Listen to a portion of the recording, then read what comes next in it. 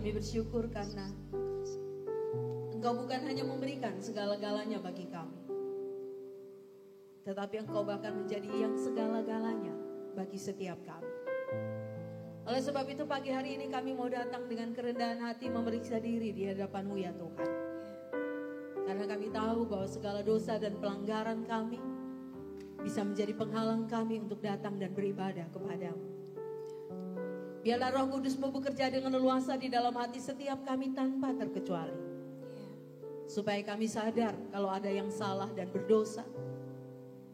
Kami mengaku di hadapan-Mu dan kami mendapatkan pengampunan. Bahkan lebih dari itu, kami diberi kuasa untuk hidup, menaati Engkau, dimampukan untuk melakukan firman.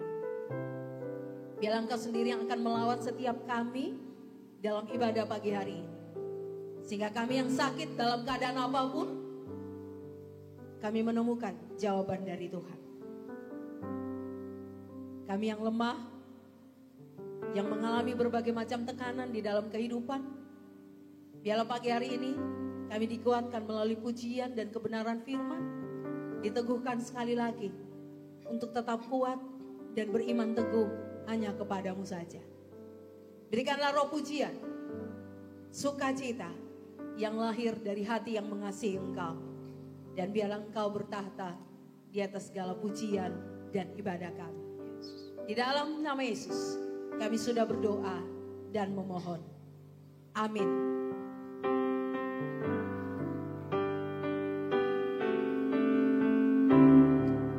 Kaulah segalanya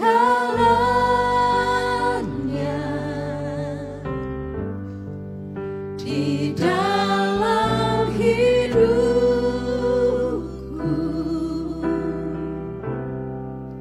kerajaanmu, kebenaranmu, itu bagianku.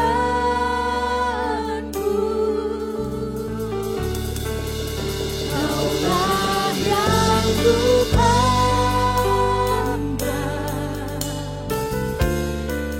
selama hidupku,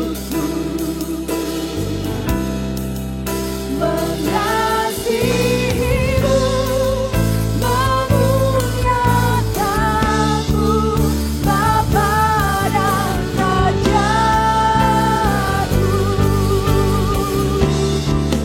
Kaulah segalanya di dalam hidupku, kerajaanmu, kebenaranmu, itu bagianku.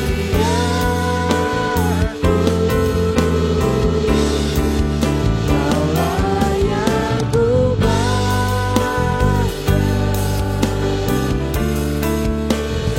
selama hidupku,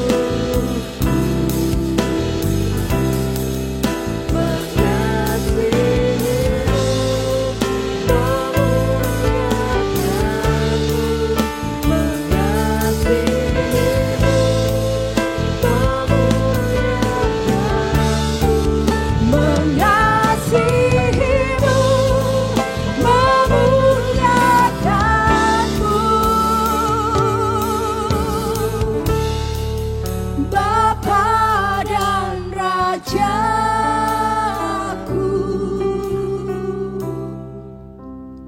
Mari dengan hati yang menyembah, naikkanlah doa sebagaimana pemazmur menaikkannya. Kasihanilah kami ya Allah, karena Engkau tetap mengasihi. Hapuskanlah dosa kami karena belas kasih-Mu yang besar. Buatlah kami bergembira lagi karena keselamatan daripadamu. Berilah kami hati yang rela untuk taat kepadamu.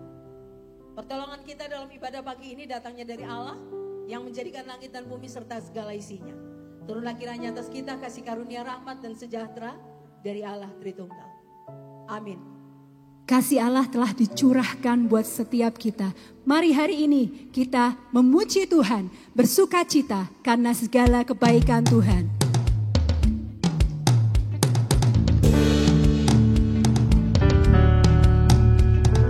Dia girangkanku, oh dia girangkanku, ku bersuka sebab dia girangkanku, oh dia girangkanku, oh dia girangkanku, ku bersuka sebab dia girangkanku, dia girangkanku, dia girangkanku, oh dia girangkanku, ku bersuka sebab dia girangkanku, oh dia girangkanku, oh dia girangkanku, ku bersuka sebab dia girangkanku. Ku masuki gerbangnya dengan hati bersyukur, halamannya dengan pujian. Kataku hari ini harinya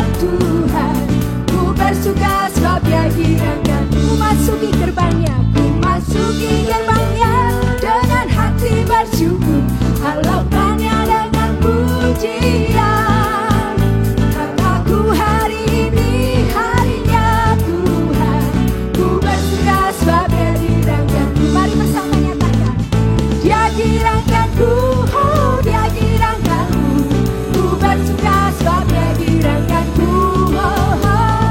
Dia girangkanku, Dia girangkanku. Ku bersuka sebab Dia girangkanku. Ku masuki gerbangnya dengan hati bersyukur, halamannya dengan pujian. Kataku hari ini harinya Tuhan. Ku bersuka sebab Dia girangkanku. Dia girangkanku, Dia girangkanku, oh Dia girangkanku. Ku bersuka sebab Dia girangkanku, oh, oh. Dia girangkanku, oh Dia girangkanku. Ku bersuka sebab Dia girangkanku. Dengar Dia panggil nama saya, dengar Dia panggil namamu, dengar Dia panggil nama saya, juga Dia panggil namamu. Mari dengar. Dengar Dia panggil nama saya, dengar Dia panggil namamu, dengar Dia panggil nama saya, juga. Mari jawab bersama. Ku jawab ya, ya, ya. Ku jawab ya, ya, ya. Ku jawab ya Tuhan, ku jawab ya Tuhan. Ku jawab ya, ya, ya. Ku jawab ya, ya, ya. Ku jawab ya, ya, ya. Ku jawab ya Tuhan, ku jawab ya Tuhan. Ku jawab ya. Mari bersama berkirang. Oh, kiranglah, oh kiranglah, Tuhan Yesus sama cinta barang saya. Oh kiranglah, oh kiranglah,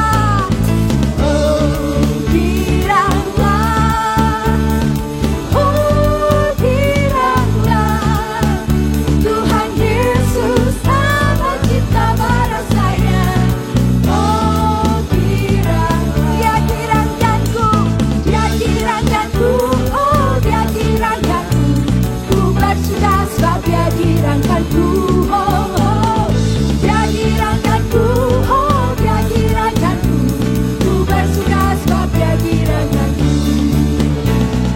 Dia girangkanku, oh Dia girangkanku.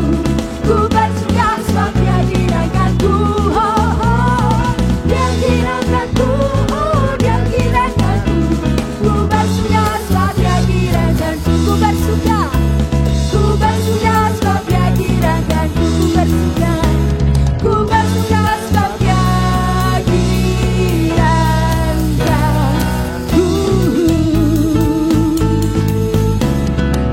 Mari bersama kita nyatakan pengakuan iman kita. Pengakuan iman rasuli. Aku percaya kepada Allah, Bapa yang Maha Kuasa, Khalik langit dan bumi, dan kepada Yesus Kristus, anaknya yang tunggal Tuhan kita, yang dikandung dari Roh Kudus, lahir dari anak darah Maria, yang menderita sengsara di bawah pemerintahan Pontius Pilatus, disalibkan, mati dan dikuburkan, turun ke dalam kerajaan maut. Pada hari yang ketiga, bangkit pula dari antara orang mati, naik ke surga, duduk di sebelah kanan Allah, Bapa yang Maha Kuasa. Dan dari sana Ia akan datang untuk menghakimi orang yang hidup dan yang mati. Aku percaya kepada Roh Kudus, gereja yang kudus dan am, persekutuan orang kudus, pengampunan dosa, kebangkitan tubuh, dan hidup yang kekal. Amin. Jemaat persilahkan duduk. Penyembahan yang penuh hormat dan sukacita berasal dari hati yang menghayati betapa besarnya kasih Allah buat setiap kita. Mari kita belajar seperti seorang perempuan pendosa yang ia sudah mendapatkan pengampunan dari Tuhan, dan ia datang di dalam penyembahan yang tulus dan hormat hanya kepada Juru Selamatnya, Tuhan Yesus. Ini setiap kami, Tuhan. Betapa besar pengampunanmu Tuhan, tak kau pandang indah hati yang hancur.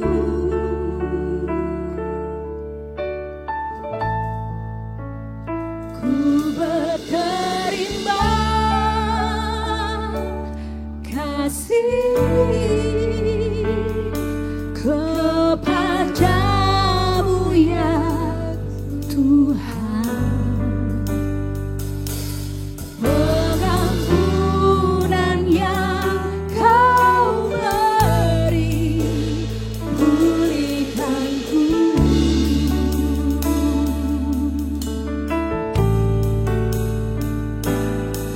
Sejauh timur dari barat, Engkau membuang dosaku.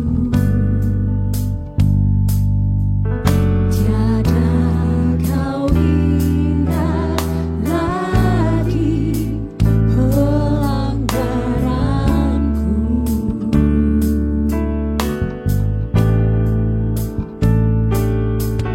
Jauh ke dalam tubir laut, kau melemparkan dosaku. Tiada kau perhitungkan kesalahanku. Kami berharap akan kasih pengampunan-Mu Tuhan. Betapa besar kasih pengampunan-Mu Tuhan, tak kau pandang indah hati yang hancur.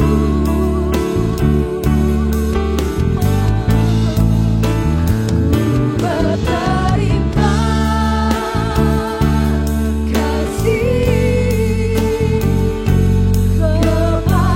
kepadamu ya Tuhan,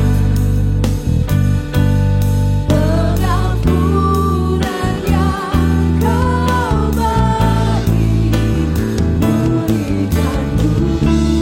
Mari nyatakan betapa besar kasih-Mu Tuhan. Betapa besar kasih pengampunan-Mu Tuhan, tak kau pandang indah hati yang hancur.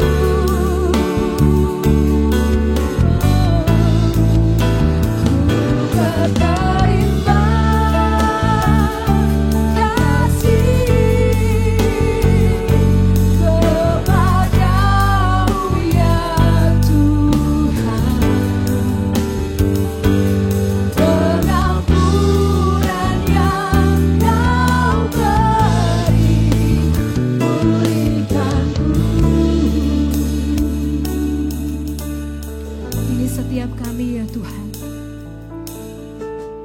Kami mau menyatakan betapa besar karya-Mu dalam hidup kami. Betapa besar pengampunan-Mu bagi kami.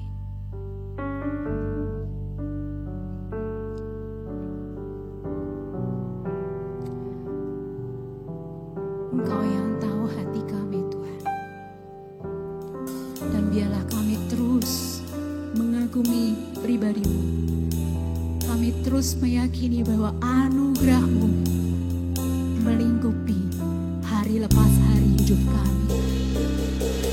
Di dalam setiap kegagalan kami, kelemahan kami, anugerah-Mu ada buat kami.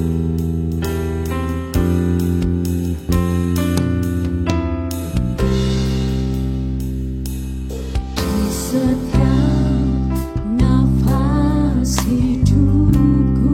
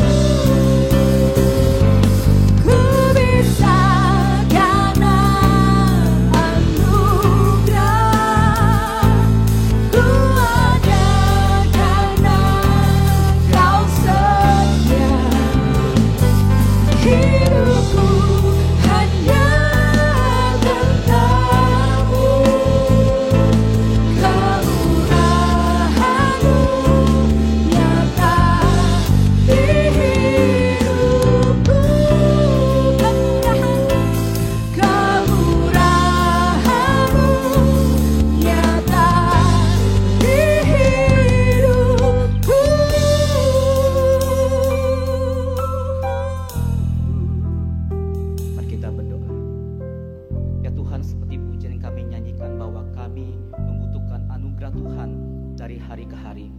Oleh karena itu ya Tuhan, pada pagi ini kami datang dengan kerendahan hati kami. Kami mau membuka hati dan pikiran kami untuk dididik, dibina, dan diperlengkapi melalui firman-Mu ya Tuhan. Karena setiap detik hidup kami hanya membutuhkan Tuhan yang hadir melalui firman-Mu dalam hidup kami ya Tuhan. Urapi kami semua ya Tuhan, baik kami yang akan mendengarkan firman-Mu. Dan Kau juga boleh mengurapi hamba-Mu ya Tuhan, dari kuasa Allah yang maha tinggi, boleh hadir di tengah-tengah ibadah kami pada hari ini. Sehingga pada hari ini kami boleh dikenyangkan, dipuaskan oleh firman-Mu ya Tuhan. Berbicara kepada kami ya Tuhan, dan kami siap mendengar firman-Mu. Di dalam nama Tuhan kami Yesus Kristus kami berdoa. Amin. Saya duduk kembali Bapak Ibu sekalian. Shalom Bapak Ibu sekalian. Ya, apa kabar? Luar biasa ya. Kalau kita ditanya pasti selalu luar biasa. Nah kalau saya tanya, bagaimana hari ini kabarnya? Baik, ada yang sedih, ada yang suka ya. Di setiap musim hidup kita pasti mengalami berbagai banyak hal ya Bapak Ibu sekalian ya. Tetapi ada Tuhan, ada anugerah Tuhan yang selalu nyata dalam hidup kita, bukan? Amin.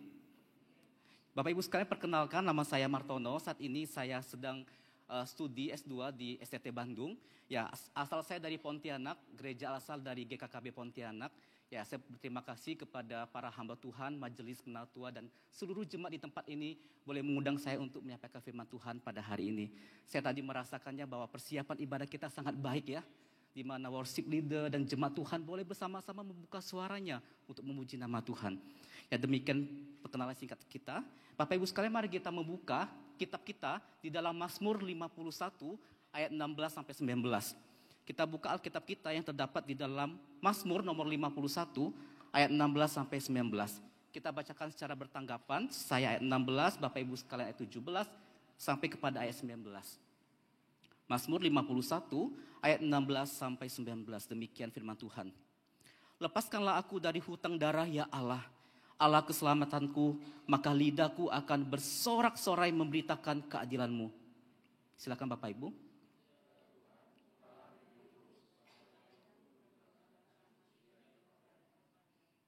Sebab Engkau tidak berkenan kepada korban sembelihan.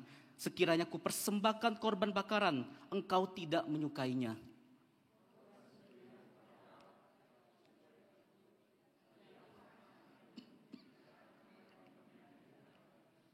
Demikian firman Tuhan. Bapak Ibu sekalian, pada tahun 2006 ada sebuah perusahaan informasi dari Amerika Serikat, di mana perusahaan ini mengalami kebocoran data massal. Awalnya mereka hanya ingin merekap data-data di mana kata-kata kunci yang paling banyak orang cari pada saat itu. Tetapi entah bagaimana, hasil rekapan yang dimunculkan adalah hasil semua detail orang-orang cari di internet. Ada yang mencari resep makanan, ada orang yang mencari cara menyembuhkan kaki yang patah, bahkan ada orang yang mencari gambar-gambar yang tidak wajar di dalam internet. Pertanyaannya adalah, bagaimana jika seluruh riwayat pencarian kita di internet terekspos ke publik? Gimana Bapak Ibu sekalian? Tentunya ada perasaan malu, perasaan takut bukan? Kalau hasil pencarian kita di internet semuanya terekspos ke publik. Bapak Ibu sekalian, inilah juga yang dialami oleh Raja Daud. Raja Daud berusaha menutupi segala dosanya. Dan di dalam Mazmur 51 ini dituliskan bahwa Mazmur ini mengandung segala ratapan dari Raja Daud. Dan seorang teolog yang bernama Charles Spurgeon mengatakan bahwa Mazmur 51 ini adalah sebuah Mazmur yang paling menyedihkan.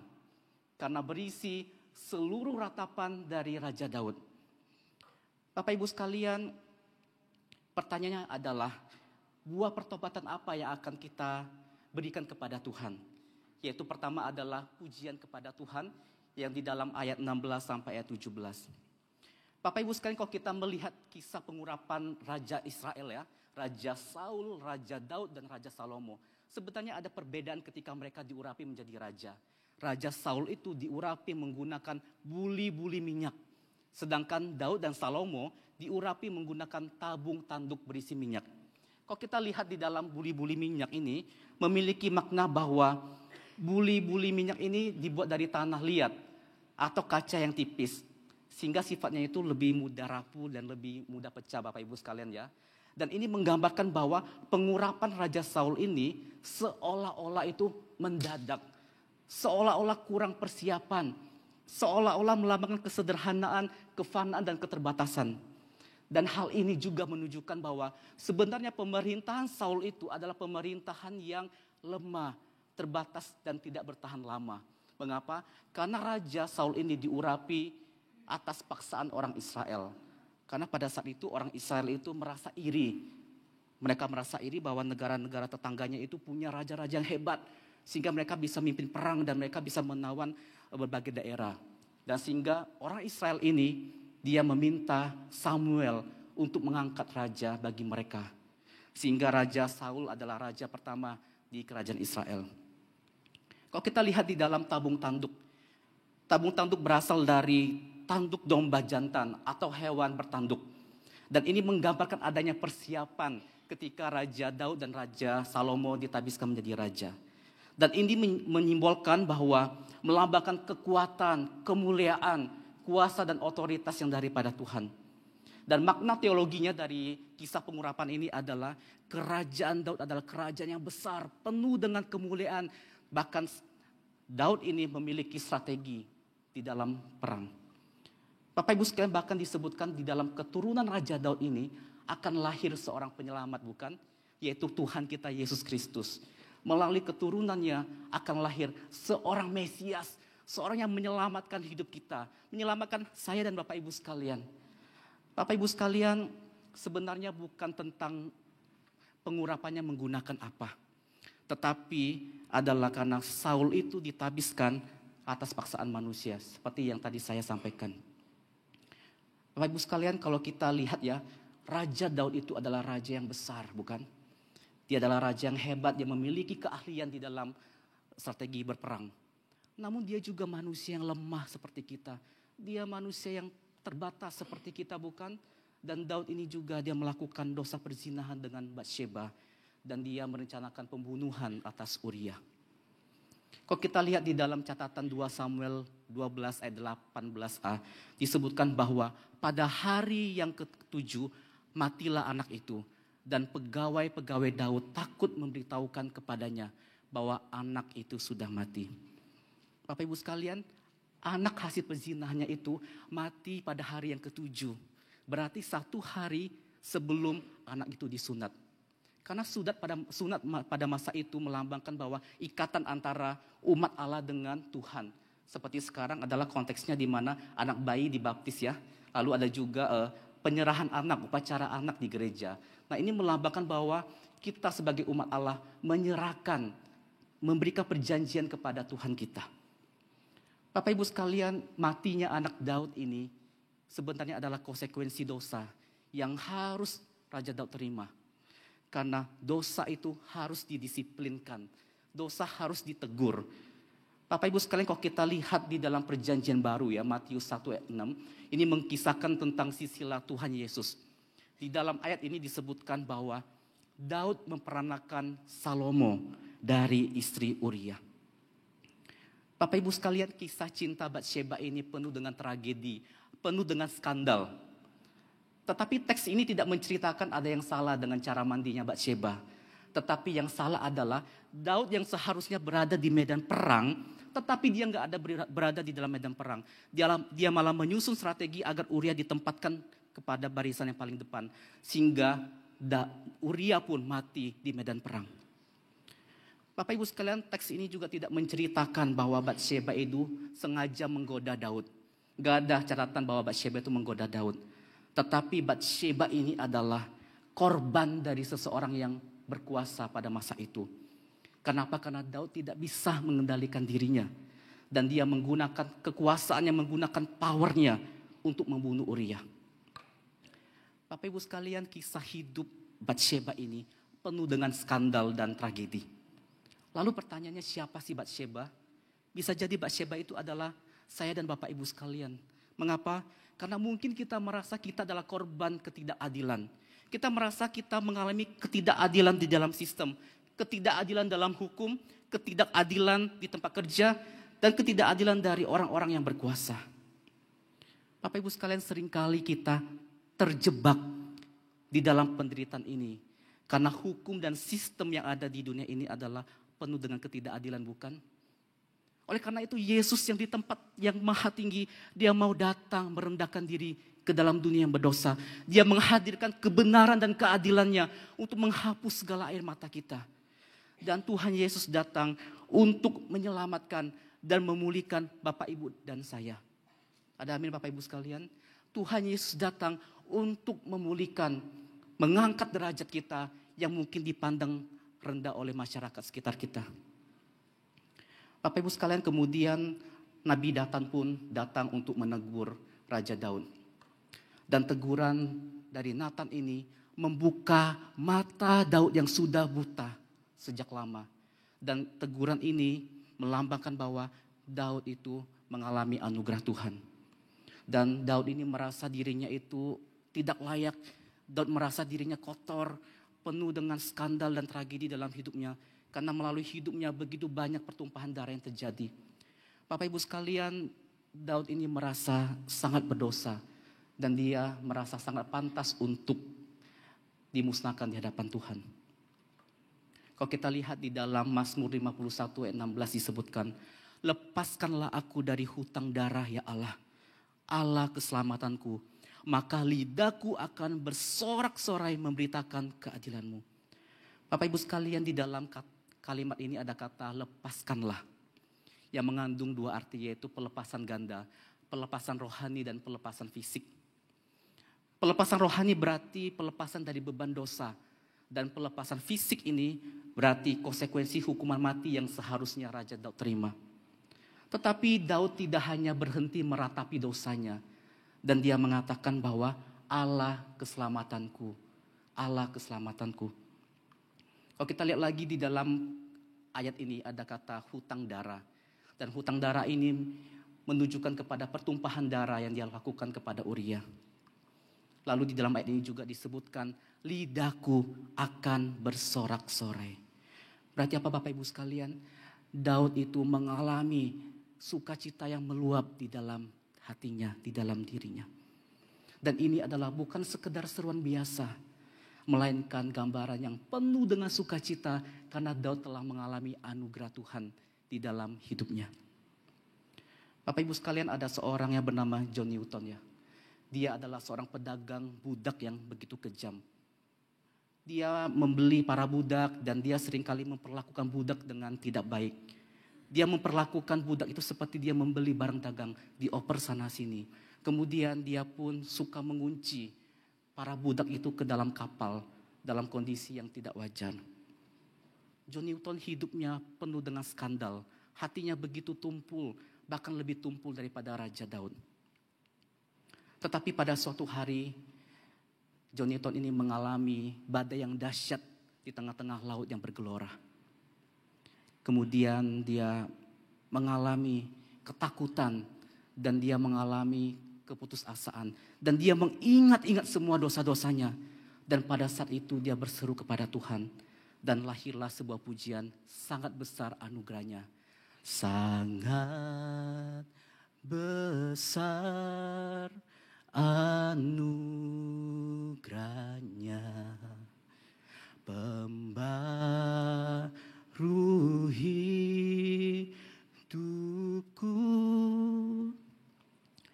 dulu sesat, kini pulang, buta disembuhkan. Bapak Ibu sekalian, John Newton ini pendosa yang besar. Dia hidupnya penuh dengan skandal seperti Raja Daud. Tetapi ketika dia mengalami perjumpaan pribadi dengan Tuhan, dia memuji-muji Tuhan. Seperti Raja Daud mengatakan bahwa lidahnya akan memuji-muji Allah. Bapak Ibu sekalian, kisah John Newton ini mengajarkan kita bahwa persembahan sejati itu adalah buah pertobatan yang menghasilkan pujian dari hati yang hancur.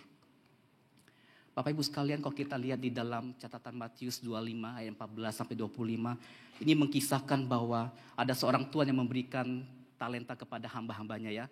Ada yang diberi 5, ada yang diberi 2, dan ada yang diberi 1. Demikian juga dengan kita, bukan? Tuhan memberikan porsinya sesuai dengan kemampuan kita. Dan kalau kita lihat di dalam bahasa aslinya, kata hamba itu adalah doulos, yang berarti adalah pelayan, bukan seorang budak. Di mana pelayan berarti orang yang dipercaya oleh tuannya.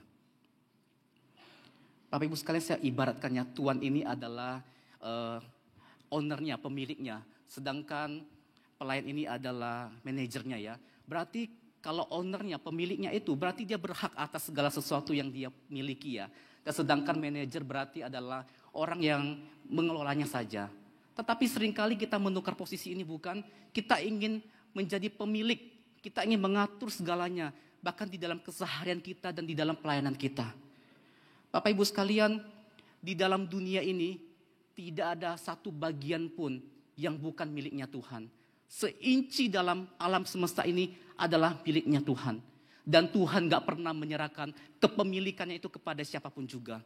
Kalau kita lihat di dalam kisah malaikat yang jatuh, ketika malaikat jatuh ini ingin sama seperti Tuhan dan dia ingin merebut kuasanya Tuhan, apa yang Tuhan lakukan? Tuhan buang malaikat ini. Kenapa? Karena di dalam alam semesta ini Tuhan tidak memberikan kepemilikannya kepada siapapun juga. Bapak Ibu sekalian, kalau kita lihat di dalam Matius 25 ayat 14 sampai 25 ini disebutkan bahwa ada penerima talenta ya, yang 5 talenta menghasilkan laba 5 talenta. 2 talenta menghasilkan laba 2 talenta. Dan 1 talenta dia kuburkan talenta itu. Kalau saya akumulasikan ya, dengan UMR kota Semarang itu sekitar 3,4 juta sekian.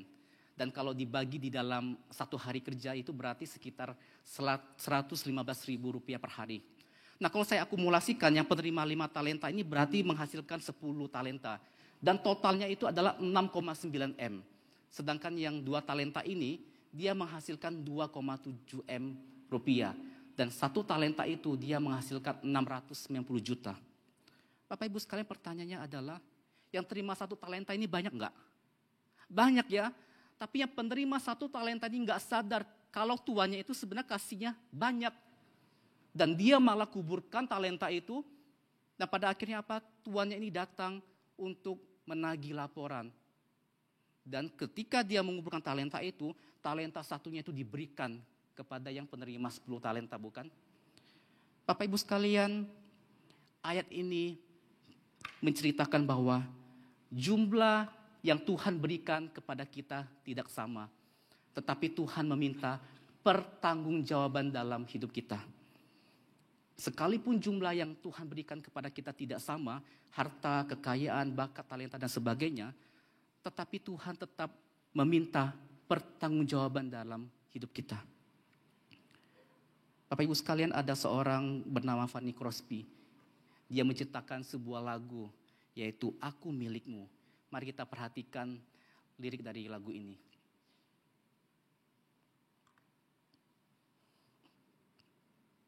Mungkin soundnya bisa dinyalain ya.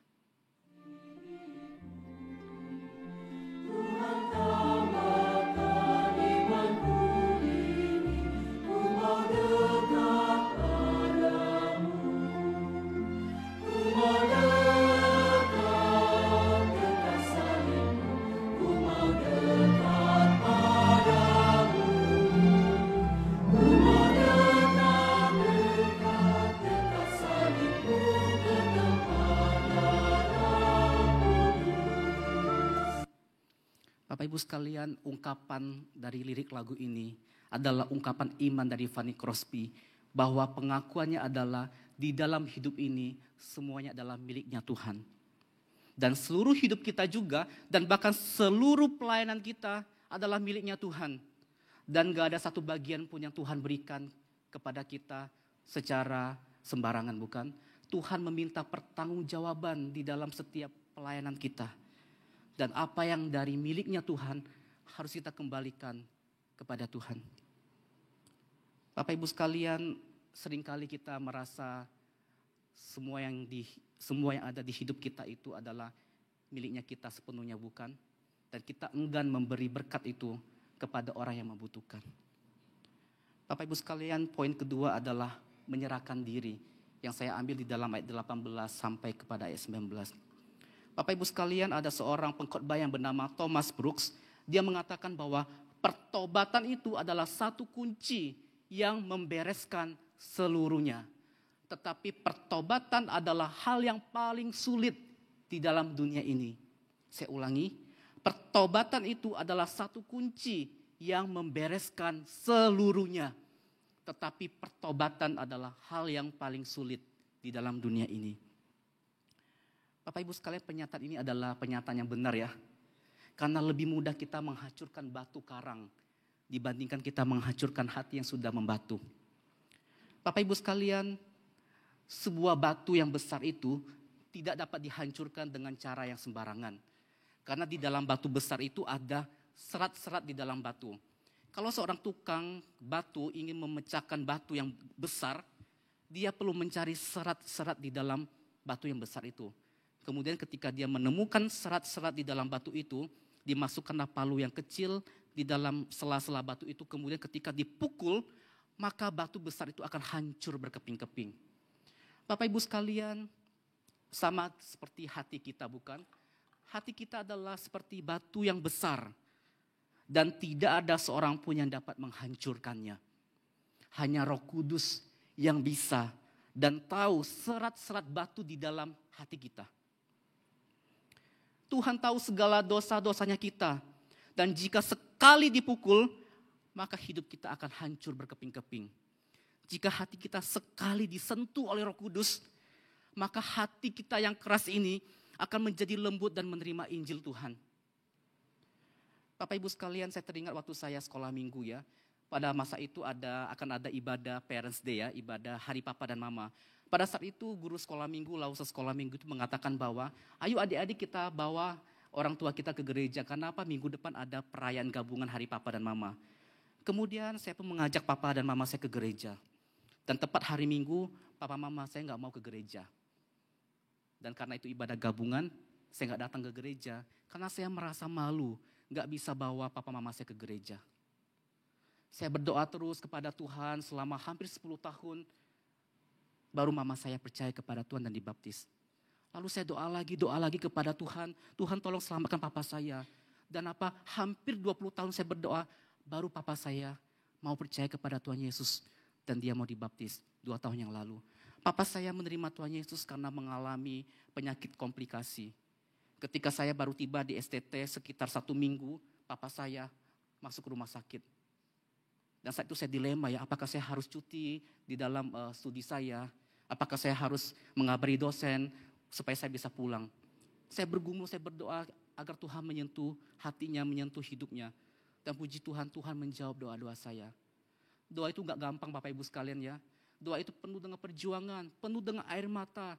Dan doa kita dilakukan harus tanpa henti-henti. Senantiasalah berdoa di dalam nama Tuhan.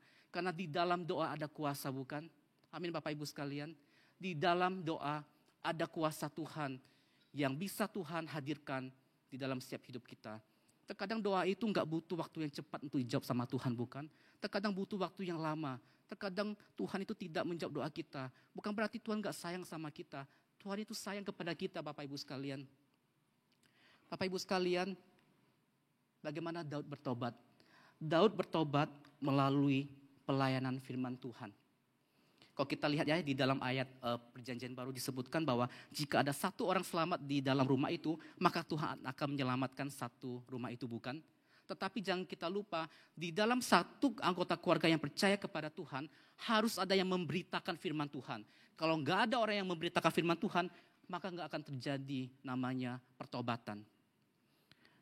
Bapak Ibu sekalian, mari kita bacakan bersama-sama di dalam Yeremia 23 ayat 29. 1, 2, 3.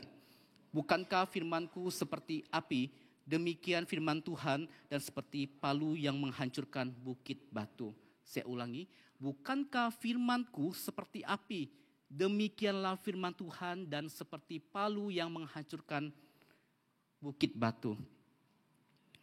Bapak Ibu sekalian, Injil kebenaran itu, firman Tuhan itu harus disampaikan dengan apa adanya. Firman Tuhan harus disampaikan, tidak boleh ditutup-tutupi, nggak boleh dihaluskan supaya orang nggak tersinggung. Firman Tuhan harus disampaikan dengan murni. Kenapa? Ada kuasa di dalam firman Tuhan.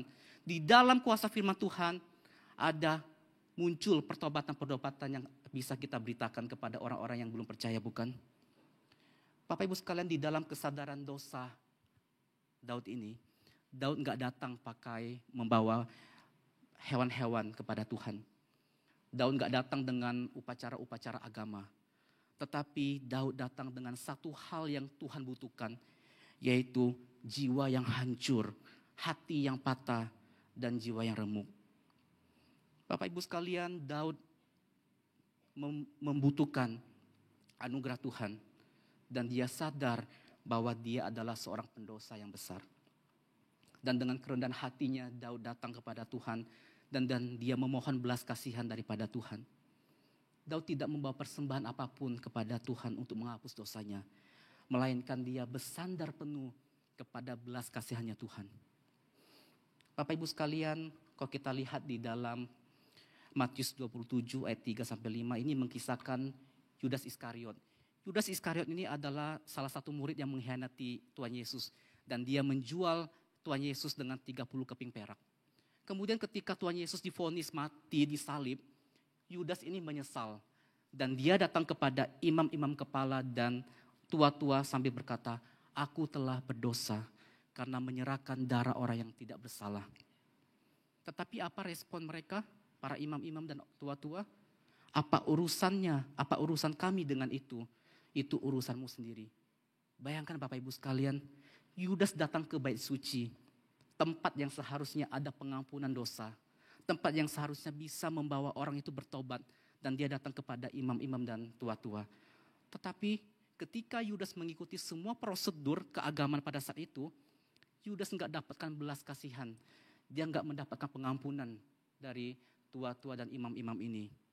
Dan kemudian Yudas pun stres ya, dan dia putus asa, dan dia bunuh diri. Bapak Ibu sekalian, Yudas tidak datang kepada sumber yang tepat. Yudas enggak datang kepada sumber yang sejati, yaitu Yesus Kristus. Yudas mencari pengampunan melalui sistem keagamaannya. Karena Yudas lupa bahwa kasih karunia Tuhan hanya terdapat melalui dirinya Tuhan Yesus. Berbeda dengan Petrus Bapak Ibu sekalian. Petrus pernah menyangkal Yesus sebanyak 3 kali, bukan? Ketika dia menyangkal Yesus, ayam pun berkokok. Kukuruyu, kukuruyu. Dan ini menyadarkan Petrus bahwa dia adalah orang berdosa. Setiap pagi, setiap bangun tidur, pasti Petrus mendengarkan suara ayam yang berkokok, bukan?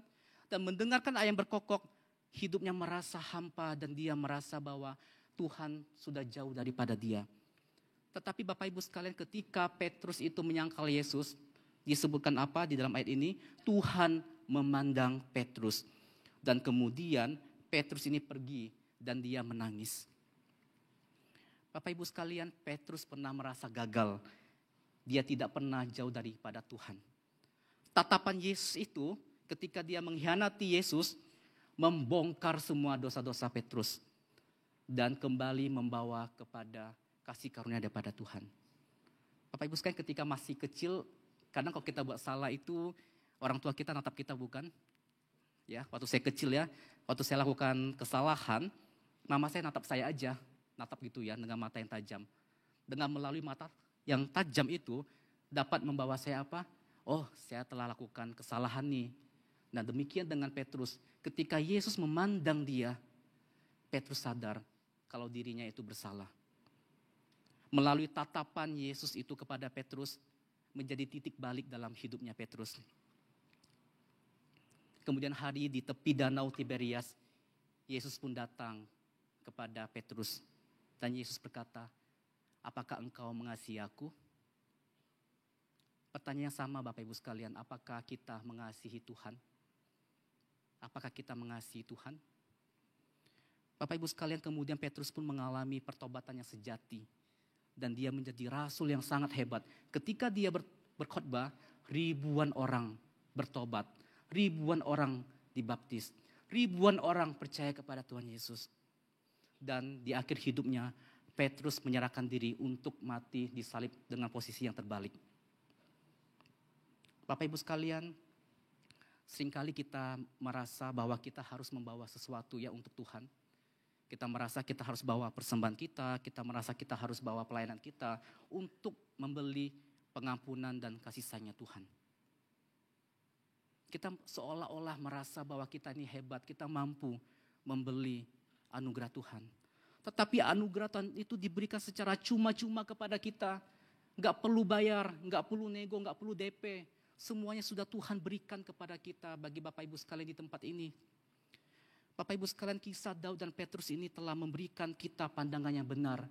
Bahwa kita perlu menyerahkan diri secara total kepada Tuhan sebagai wujud persembahan kepada Tuhan. Bapak Ibu sekalian, di akhir khotbah ini saya ingin menceritakan kisah pada tahun 2017. Pada tahun 2017 ada acara lelang di Hong Kong.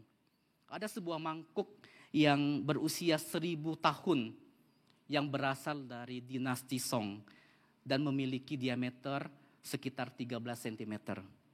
Dan mangkok ini Bapak Ibu sekalian terjual seharga 37,7 juta US dollar.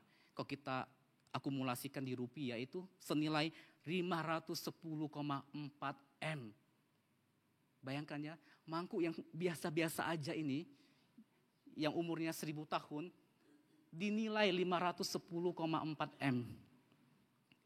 Bapak Ibu sekalian, kalau kita ingat-ingat ya, mangkuk ini kan berasal dari mana? Dari mana asalnya? Tanah liat ya. Ya, pada umumnya mangkok itu pada masa itu terbuat dari tanah liat. Bapak Ibu ingat di dalam Kejadian 2:7, manusia diciptakan dari debu dan tanah. Mirip ya. Tetapi yang membedakan adalah kita lebih spesial daripada mangkok tadi. Dan dikatakan di dalam Mazmur 8:5, namun engkau telah membuatnya hampir sama seperti Allah dan telah memakotainya dengan kemuliaan dan hormat. Saya ulangi, Tuhan menciptakan kita hampir sama seperti Allah karena kita adalah gambar dan rupanya Allah. Berarti Tuhan mengangkat derajatnya kita. Kita enggak seperti hewan, kita enggak seperti tumbuhan karena kita berharga di matanya Tuhan. Bapak Ibu sekalian, firman Tuhan mengatakan apa? Kita ini biji matanya Tuhan. Kalau mata kita dicungkil, kita buta Bapak Ibu sekalian ya. Tetapi apa? Tuhan melihat kita seperti biji matanya. Karena kita adalah orang yang berharga di hadapannya. Bapak Ibu sekalian, persembahan adalah milik orang yang diselamatkan. Dan persembahan ini adalah anugerah bagi orang percaya. Persembahan bukanlah sebuah kewajiban, tetapi adalah hak istimewa yang Tuhan berikan kepada saya dan kepada Bapak Ibu sekalian. Dan persembahan bukanlah suatu beban, tetapi persembahan adalah hal yang menyukakan hatinya Tuhan. Bapak Ibu sekalian, persembahan yang kita berikan kepada Tuhan tidak sama dengan pengorbanan Tuhan Yesus di atas kayu salib. Oleh karena itu janganlah kita takut memberi persembahan. Karena dengan kita memberi, kita enggak akan jatuh miskin. Ketika kita memberi persembahan kepada Tuhan, kita tidak akan jatuh miskin. Saya enggak pernah dengar ya ada orang Kristen yang beri persembahan, hidupnya miskin. Enggak pernah Bapak Ibu sekalian. Tuhan tidak melihat jumlah yang kita berikan. Tuhan melihat hati yang remuk, hati yang hancur, hati yang mau memuji namanya, bukan? Bapak Ibu sekalian, Yesus ditangkap di Taman Getsemani. Kemudian dia dioper ke rumah imam besar. Kemudian dia dilempar lagi ke mahkamah agama. Kemudian dia dioper lagi ke hadapan Pontius Pilatus. Kemudian Yesus dilempar lagi ke Raja Herodes. Dan pada akhirnya dia menuju Bukit Kalvari, Bukit Golgota, di mana dia akan disalibkan untuk Bapak Ibu dan saya. Bapak Ibu sekalian, Yesus ditangkap dengan kasar.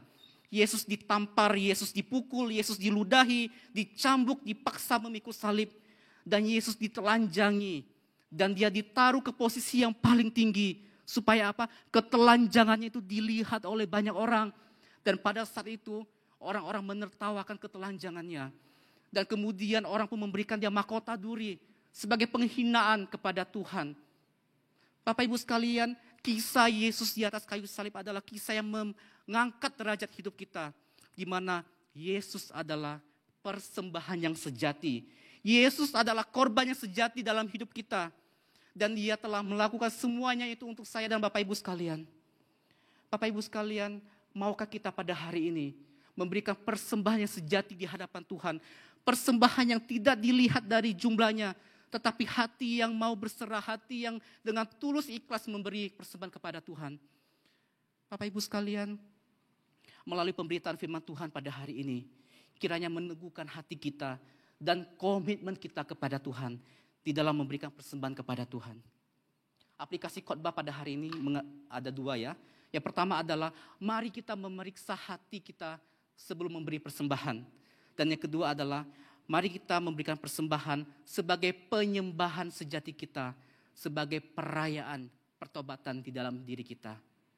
Amin Bapak Ibu sekalian. Ada amin? Ya, mari kita berdoa. Ya Tuhan, kami bersyukur kami memiliki firman Tuhan yang seperti api, yang seperti palu, yang dapat menembus hati kami yang keras, hati kami yang seperti batu. Oleh karena itu ya Tuhan, kami bersyukur melalui firman-Mu ya Tuhan, boleh menyadarkan kami, boleh membawa kami kembali kepada kasih karunia Tuhan. Ya Tuhan, kiranya firman Tuhan pada hari ini boleh menggema di dalam hidup kami. Firman Tuhan ini boleh kami pakai untuk kami menguatkan diri kami dan menguatkan orang lain. Ya Tuhan, berkatilah setiap kami ya Tuhan di tempat ini. Berkati gereja-Mu ya Tuhan, GKT Semarang ini. Engkau berikan pertumbuhan yang luar biasa baik secara kualitas maupun kuantitas. Tuhan tambahkan jumlah orang yang percaya kepada Tuhan.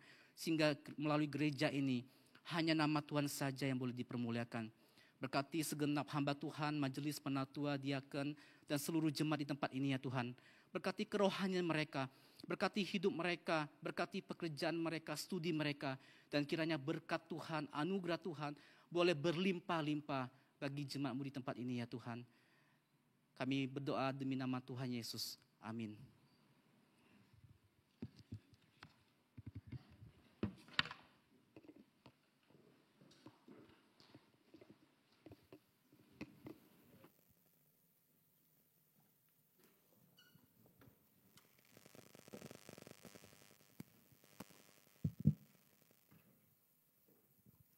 Bapak Ibu yang terkasih, berhubung ada pengumuman khusus nanti berkaitan dengan persembahan untuk renovasi, maka pagi hari ini liturgi kita berubah. Kita akan mulai dengan memberikan persembahan terlebih dahulu. Mari siapkan amplop persembahan dan naikkan doa kita di hadapan Tuhan. Bapa di surga, kami membawa persembahan kami sebagai korban syukur untuk mempermuliakan nama-Mu karena Engkau telah memberikan keselamatan kepada kami. Kiranya persembahan kami berkenan menjadi alat kemuliaan-Mu di dalam nama Yesus Kristus. Amin.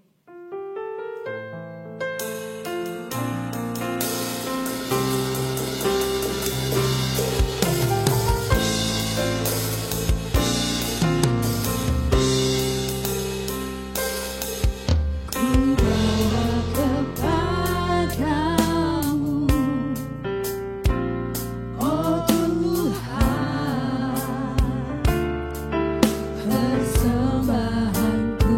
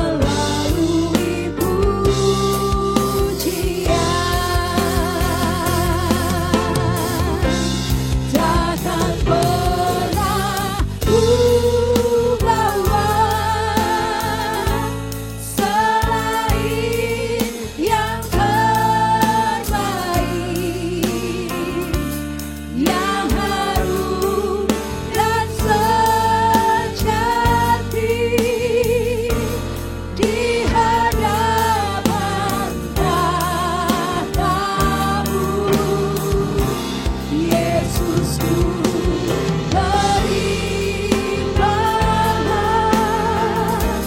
korban syukurku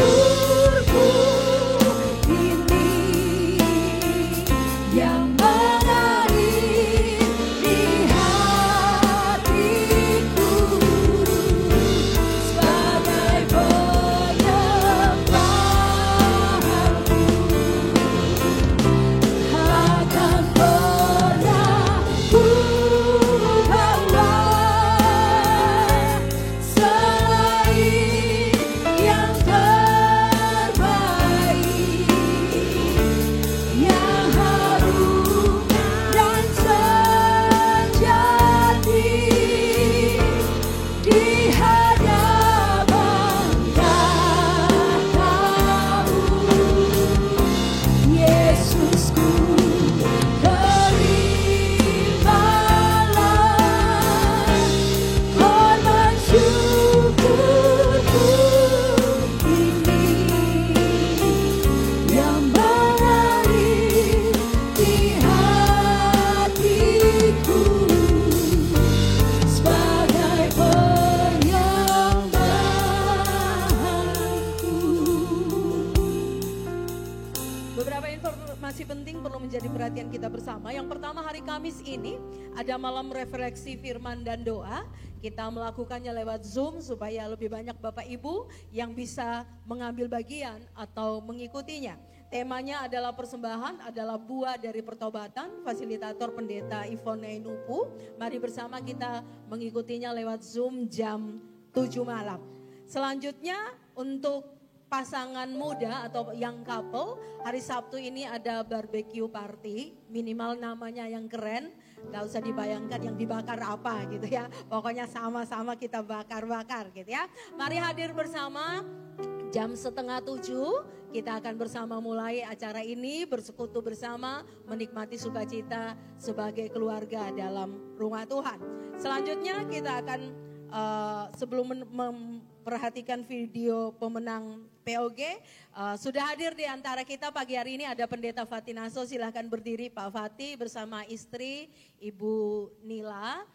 Beliau adalah gembala sidang dari GKT Denpasar yang sedang mengambil cuti atau mau belajar di GKT Semarang gitu ya. Hanya 2 minggu saja, jadi sudah 1 minggu lewat, setelah ini 1 minggu ke depan masih di sini dan setelah itu sudah akan meninggalkan Kota Semarang. Mari bersama kita lihat video untuk informasi tentang pemenang dari Pekan Olahraga GKT.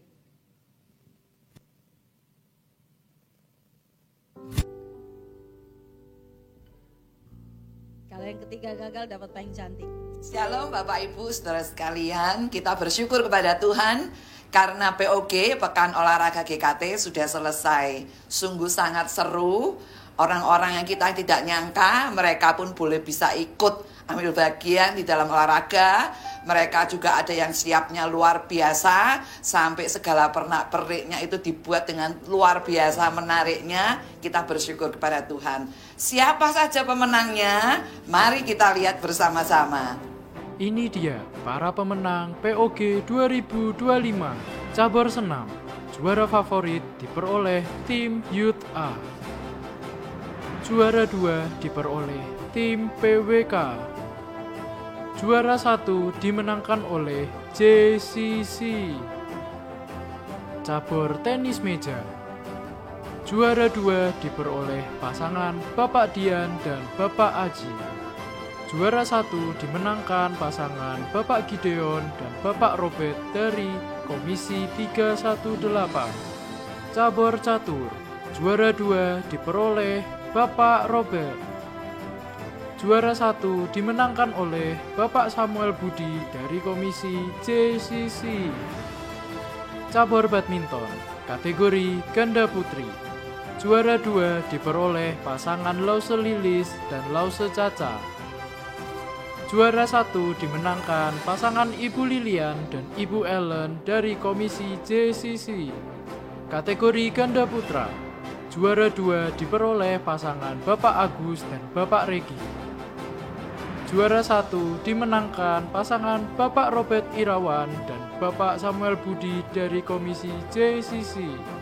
Kategori ganda campuran, juara 2 diperoleh pasangan Bapak Jake dan Ibu Ellen. Juara 1 dimenangkan oleh Saudara Marcel dan Saudari Talita dari Komisi Youth. Selamat untuk para pemenang. Terima kasih untuk setiap supporter dan peserta yang berpartisipasi. Nantikan kembali POG di 2026. Kak Inja. Maaf Bu Yusuf.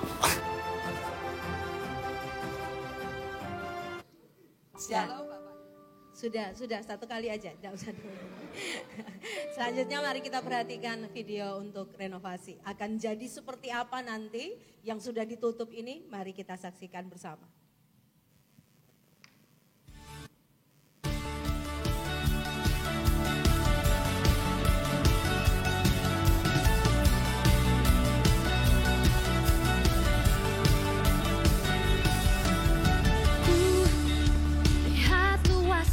Dunia beribu warna juga berjuta rasa. Aku kecil bagaikan semut, tapi ku tidak takut, kau besertaku. Yes Lord, saat kau panggil aku. Yes Lord, katakan siap, aku siap. Kau buat aku tersenyum lagi, kau sebut aku berharga. Kau cukup bagiku, aku tak perlu merasa ragu, kuasa-Mu telah tercurah atasku. Kau cukup bagiku.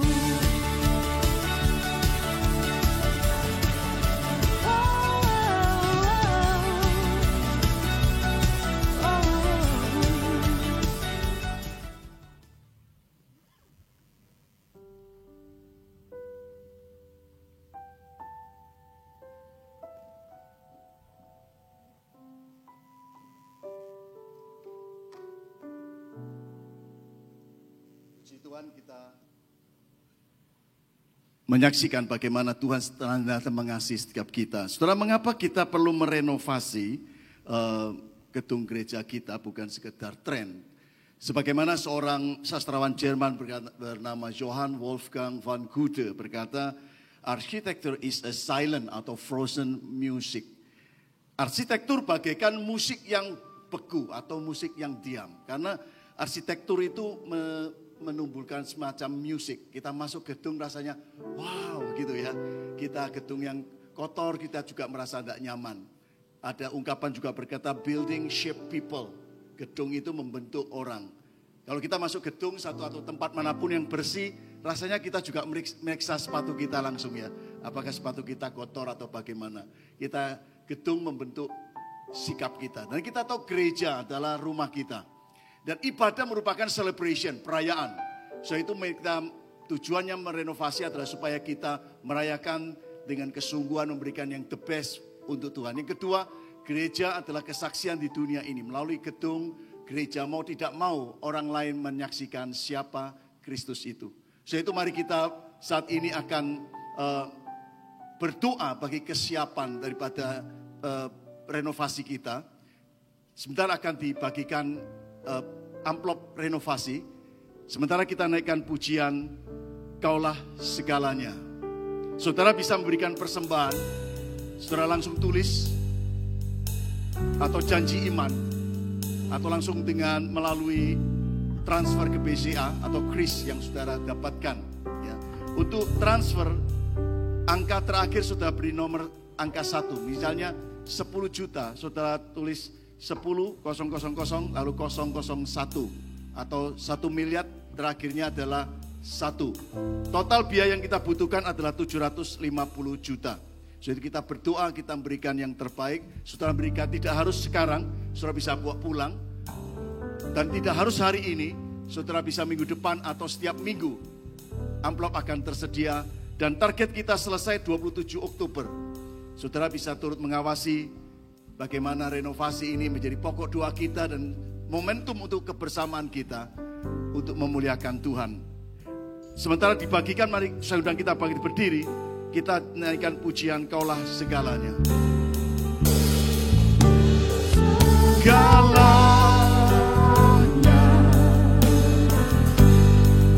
di dalam hidupku, kerajaanmu, kebenaranmu, itu bagianku. Kaulah yang ku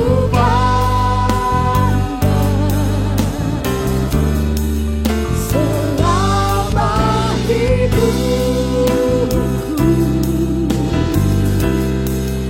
mengasihimu, memuliakanmu, Bapa dan Rajaku. Mari saya undang kita bisa mengangkat amplop kita dan kita berdoa. Bapa di surga, kami bersyukur karena Engkau memberikan rumah-Mu tempat ini dan Engkau sendiri memberikan kami kesempatan beribadah. Biarlah sorak-sorai kami semakin tinggi untuk memuliakan Engkau. Berkatilah, berbicara dalam hati kami masing-masing untuk mendukung proyek ini supaya kami memperbaiki rumah Tuhan dengan sungguh-sungguh dan berikan yang terbaik. Terpujilah Bapa. Kami bersyukur mohon ini semua di dalam nama Tuhan Yesus Kristus. Amin. Sementara kita berdiri, kita naik dengan doa syafaat satu nama. Sebagaimana biasa, taruhlah nama itu di garis merah dan kita berdoa dengan senyap dan penuh iman.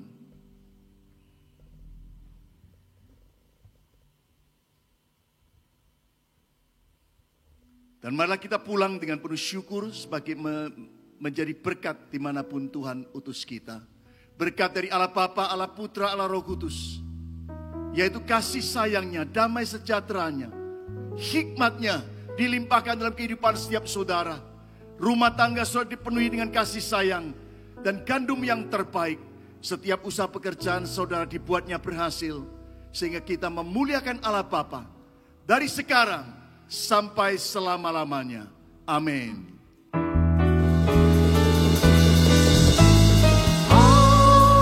Aku percaya berkat-Mu atasku melimpah, kebajikan, kemurahan selalu mengikutiku. Ku puji, ku sembah Kau Tuhan. Aku percaya berkat-Mu atasku melimpah, kebajikan, kemurahan selalu mengikutiku. Ku puji, ku sembah Kau Tuhan. Ku sembah, ku puji, ku sembah Kau Tuhan. Silakan bersatu, Tuhan memberkati.